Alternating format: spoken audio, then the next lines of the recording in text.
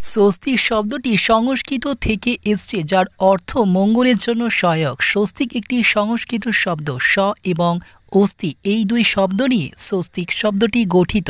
স্বস্তিক চিহ্ন চার দিক, চার বেদ, চার ধাম, চার বর্ণ, চার আশ্রম, মানব জীবনের চার পর্ব এবং চার দেবতা ব্রহ্মা বিষ্ণু মহেশ অর্থাৎ শিব এবং গণেশকে উপস্থাপিত করে।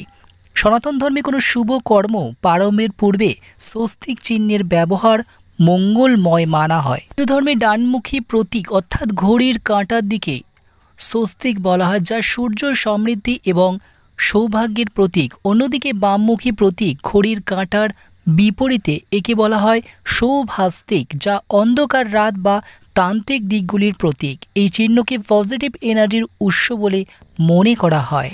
মোরডাঙ্গির বন্ধুরা, যে বাড়িতে পুজোর সময় স্বস্তিক চিহ্ন আঁকা হয় সেই বাড়িতে সুখ, সৌভাগ্য ও সমৃদ্ধির কোনো অভাব কিন্তু ঘটে না। এই কারণে যে কোনো কাজ শুরু করার আগে স্বস্তিক চিহ্ন আঁকার রীতি প্রচলিত আছে।